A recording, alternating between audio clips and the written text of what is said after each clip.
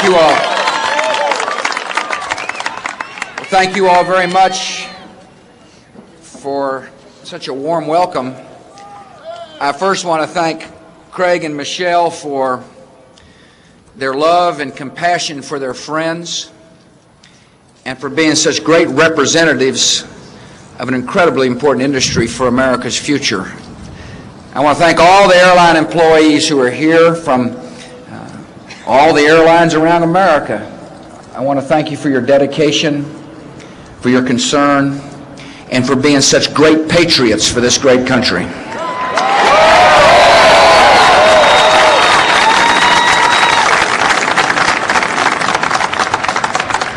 Besides you all, I'm keeping pretty good company today. First, I'm pleased to introduce the Secretary of Transportation, Norm Mineta. I want you to know that Norm took a United flight.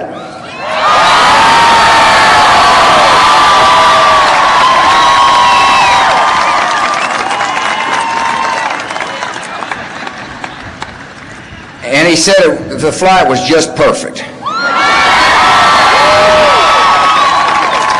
I appreciate Norm's hard work and his concern about our mutual goal, and that's to get the airplanes flying again all across America.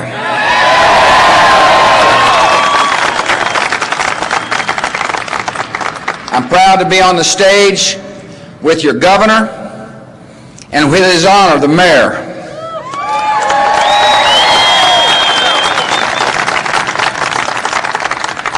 The mayor said he's going to buy me lunch today. I like my cheeseburger medium. I appreciate so very much Jane Garvey from the FAA being here. Thank you for coming.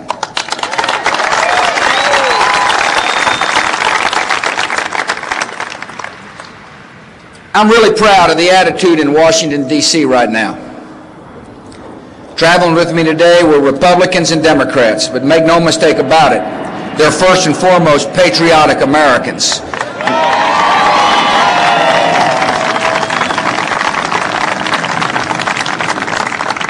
The state of Illinois has produced a good man and a good speaker, and that's Denny Hastert. Thank you, Denny, for being here. Also traveling is Minority Leader Dick Gephardt. Dick's been a joy to work with as we do what's right for America. I appreciate Senator Dick Durbin for being with us today, and I want to thank you for coming, Dick. Henry Hyde of the great state of Illinois. Mark Kirk of Illinois. Jerry Weller of Illinois. We got quite a crowd traveling today.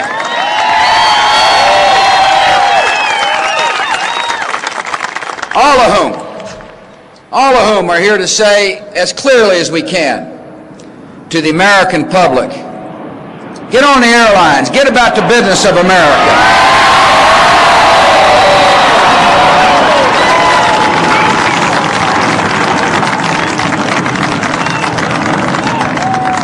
That's got a nice ring to it, doesn't it?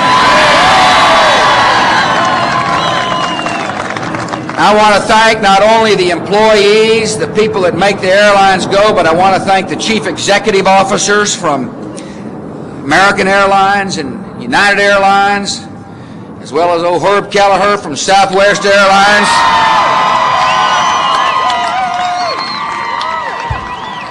Jim Goodwin and Don Carty.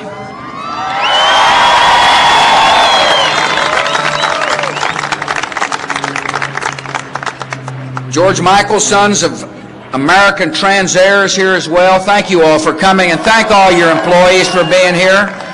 I know this will make Representative Gephardt feel good. There's a lot of folks from TWA here.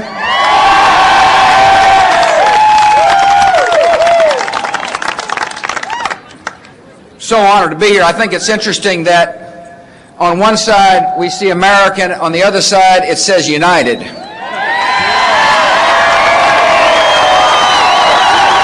Because that's what we are. America is united.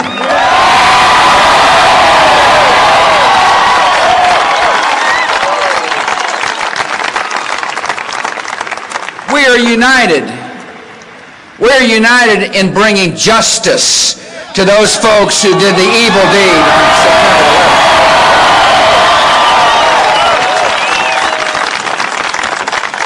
11th. We're not only united, we're determined. We're determined to find those terrorists who tried to affect our way of life. We're determined to find them and to bring them to justice, and we will.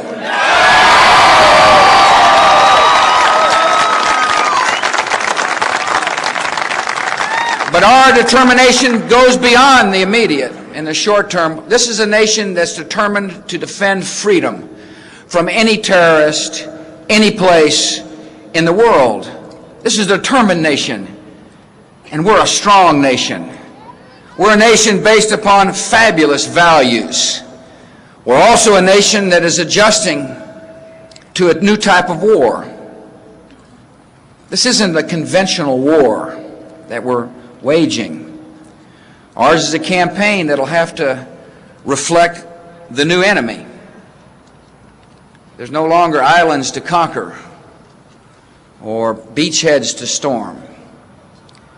We face a brand of evil, the likes of which we haven't seen in a long time in the world. These are people who strike and hide, people who know no borders, people who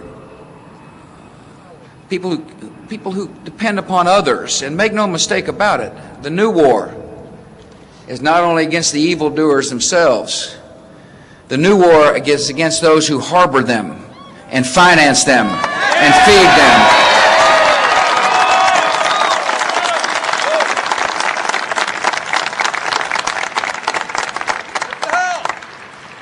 We will need patience and determination in order to succeed.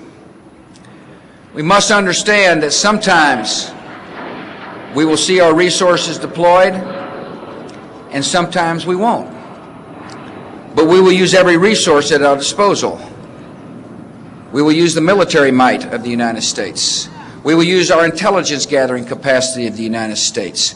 We will use every diplomatic means of the United States. We will disrupt their financial networks. We will do everything we can to achieve our objective, which is to rout out and destroy global terrorism.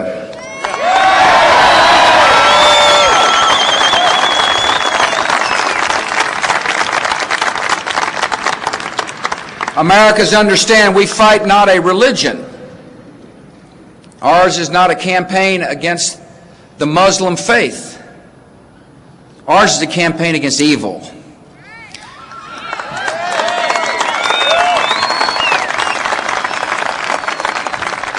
And there is a broad coalition of nations that understand what's at stake that have come rallying to our side, and I want to thank the nations of the world that have stood side by side with our country to defend freedom.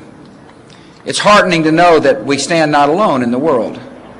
It's a coalition that will require different efforts from different countries. Some countries may want to participate in one way but not in another. All we ask is that you participate. All we ask is that you use the same amount of effort the United States will to win this war against freedom, to win this battle against global terrorism. This coalition will exist to achieve the mission. And I can assure you, our mission will not change to fit any coalitions. America will stand strong. Others will tire and weary. I understand that, but not our nation. Others will get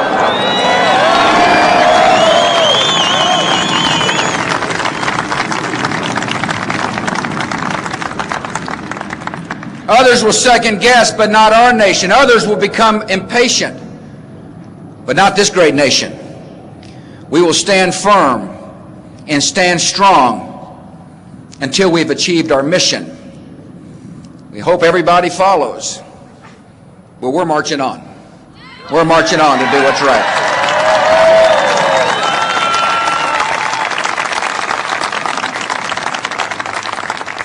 This great nation will not only deploy resources overseas, but we will work at home as well to fight terrorism and to win this war.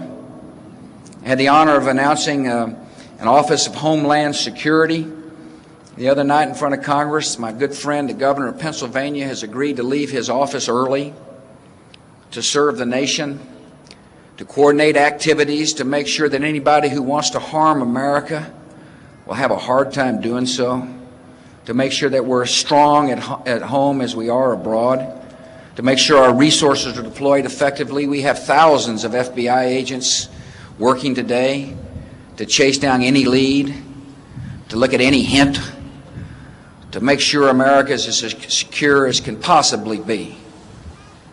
And we must stand against terror by going back to work. Everybody here who showed up for work at this important industry is making a clear statement that terrorism will not stand, that the evildoers will not be able to terrorize America and our workforce and our people.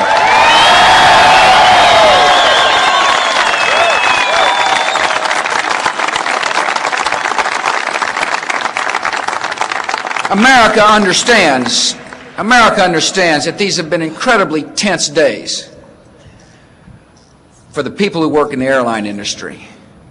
Difficult times for stewardesses and captains and baggage handlers and people who run in the desks. America knows that, and we appreciate your steadfast willingness to fight terror in your own way.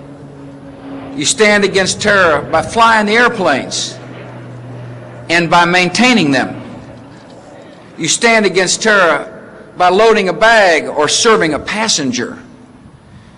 And by doing so, you're expressing a firm national commitment that's so important, that we will not surrender our freedom to travel, that we will not surrender our freedoms in America, that while you may think you have struck our soul, you haven't touched it, that we are too strong a nation to be carried down by terrorist activities.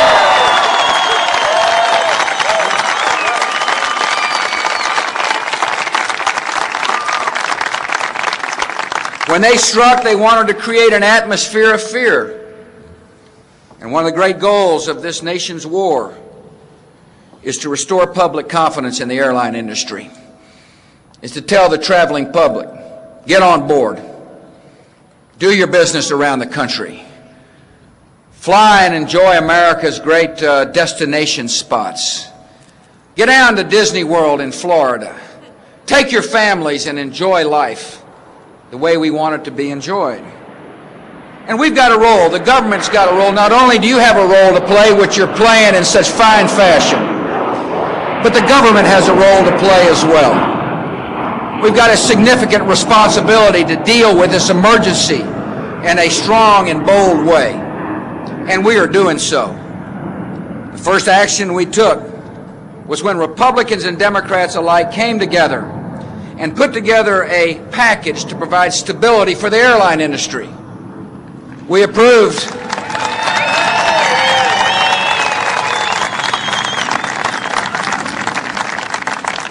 it was the first part of an economic recovery package.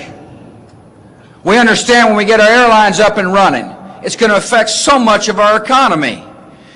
And so we jointly approved $15 billion of monies available to provide not only relief for airlines, but loan guarantees for airlines to make sure our airlines are strong and healthy in the aftermath of this national emergency.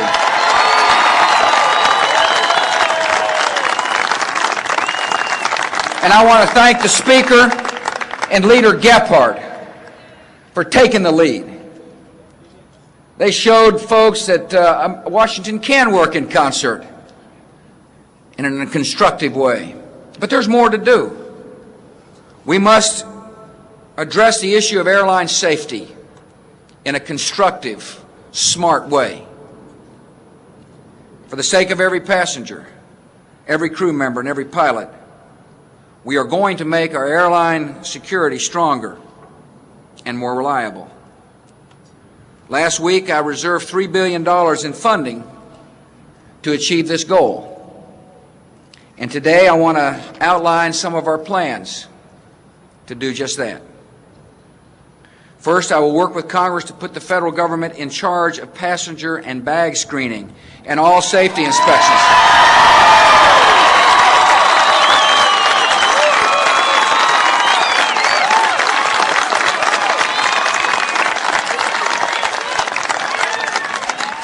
We will make our standards tougher and better and consistent all around the country.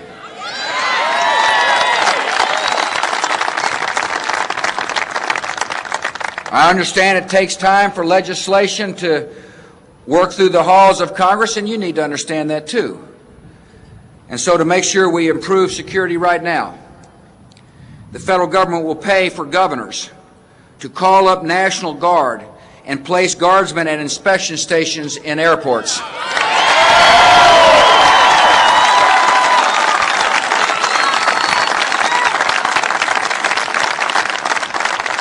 Some airports already meet high standards, and you all know that.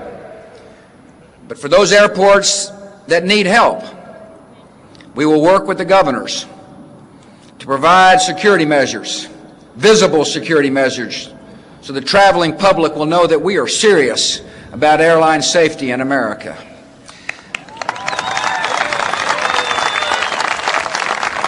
Secondly, we are going to dramatically increase the number of federal air marshals on our airplanes.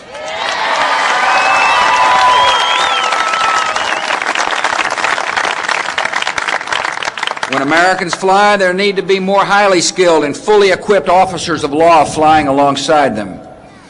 Now, these marshals, of course, will wear plain clothes. They're going to be, they'll be like any other passenger.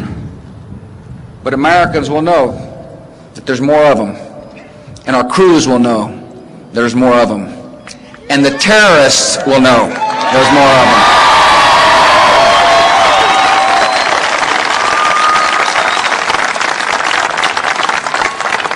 And third, we will set aside $500 million in new funding for aircraft security. Grants will go to airlines for enhanced cockpit protection. We look forward to working with the pilots and airlines to fortify doors and provide stronger locks, so our pilots will always be in command of the airplanes.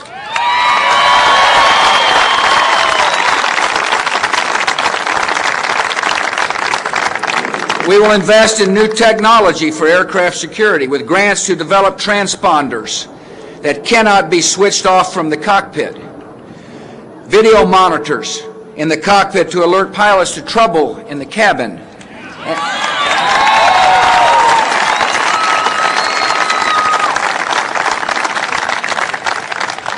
and we will look at all kinds of technologies to make sure that our airlines are safe, and, for example, including technology to enable controllers to take over distressed aircraft and land it by remote control.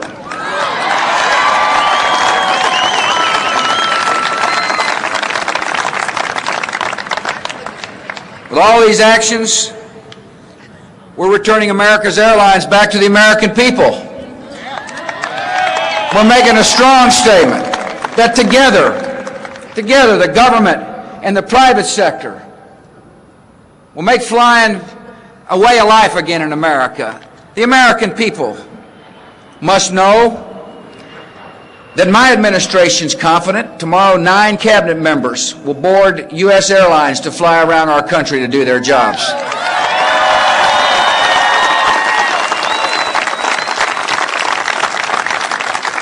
And so will thousands of other citizens from all walks of life will board aircraft.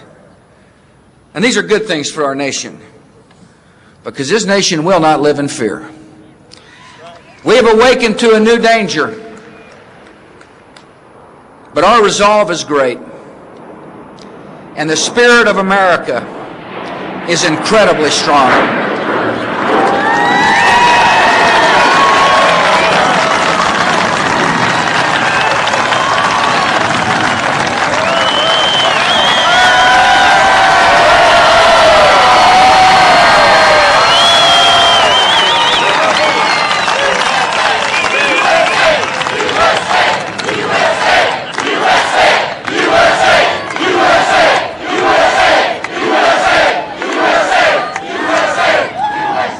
The attacks on America were intended to break our spirit, but the evildoers failed.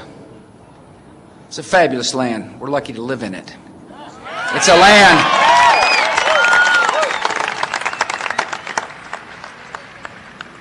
They have stirred a mighty nation to action, and the world is seeing what we're made out of.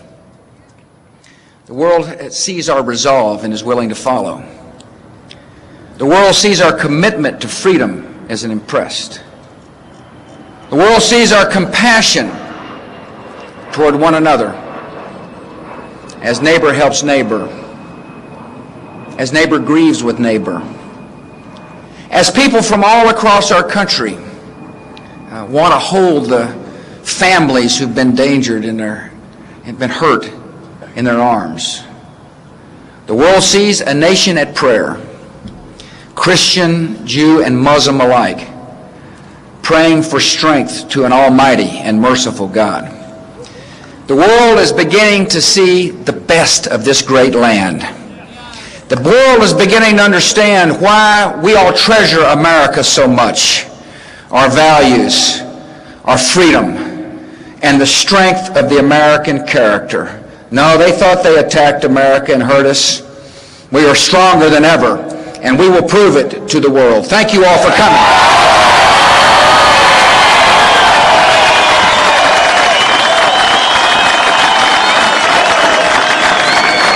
May God bless America.